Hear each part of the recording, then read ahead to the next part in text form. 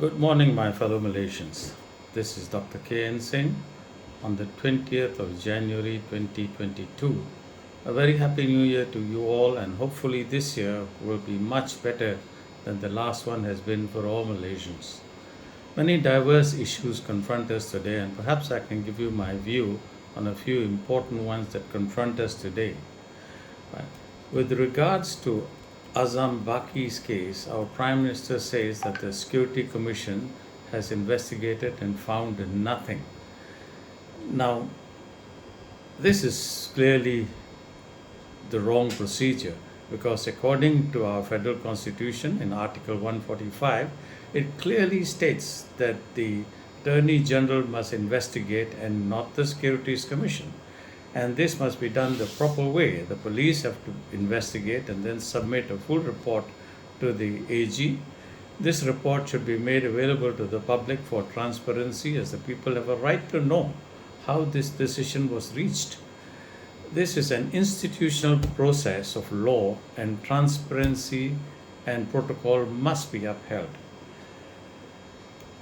This is clearly not appreciated by the international community, as it has rebuked the Malaysian government by the rejection of Dato Seri Tajuddin Abdul Rahman, the ex-deputy minister, who is the MP from Pasir Salak, as our ambassador to Indonesia.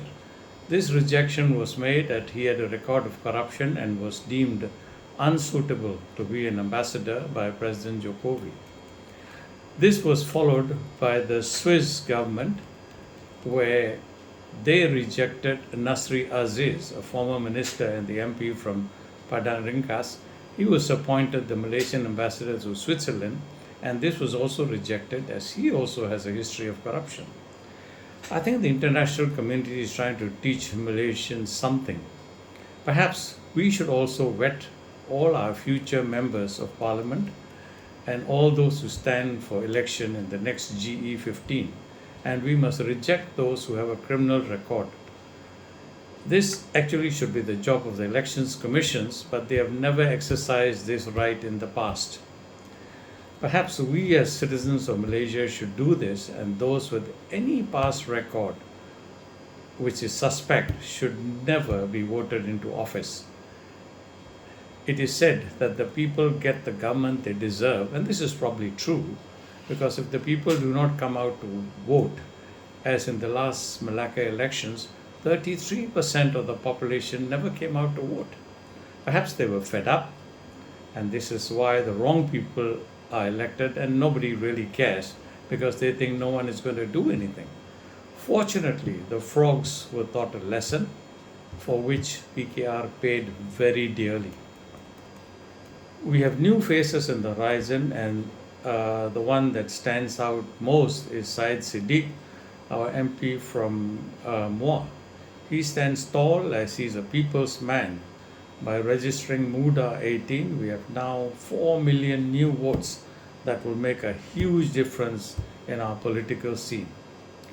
We also have Barisan from Sabah extending their wings, just that Barisan Nasional did in Sabah. Now, this is a multiracial party, and if they pick the right candidates, they will be a force to reckon with, I'm sure. Yes, we need good choices, and I foresee the next election, the people will look at the candidates more than the party. If Warisan and Muda decide to work together, this will be an unbeatable combination. And if you want to seal an opposition win, the DAP should join them for Malaysia's sake. The people are fed up and will be more careful who they vote the next time. PKR unfortunately burnt their boats in Malacca, and even now, if Anwar steps down from leadership and Rafizi takes over the leadership of PKR, they still have a chance. And if they do decide to join the Warisan, Muda and DAP axis, we will certainly be able to wipe out the corrupt parties that have ruled the country for the last 6 decades. And even now are doing the same with the backdoor entry. Sadly, this backdoor entry is legal in the Westminster model, but very it's definitely not moral by Malaysian standards. We finally come to the VTL lanes and travel to Singapore. One good thing COVID did was made Malaysians and Singaporeans realize that they need each other to survive. They need our food and our workforce, and Malaysians need the money they can earn in Singapore.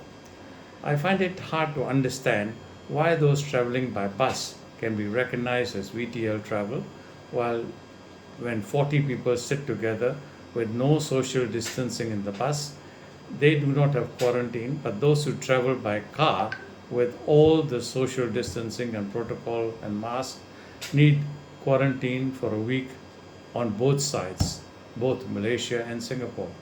I mean, this must be looked into because clearly something is wrong somewhere.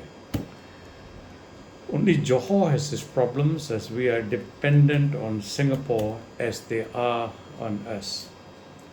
Well, anyway, I think very soon uh, people will take COVID as probably something that we have to live with, as they are doing now in the United Kingdom. People will treat it as a flu. Yes, there will be some people who will die. It has happened with the common cold as well, though the numbers now are put into COVID and we don't hear of the common cold deaths anymore. But anyhow, hopefully things will improve. But I'm looking forward to our political scene improving so that we Malaysians can get on with life as we should. Thank you. Till we meet again. Bye.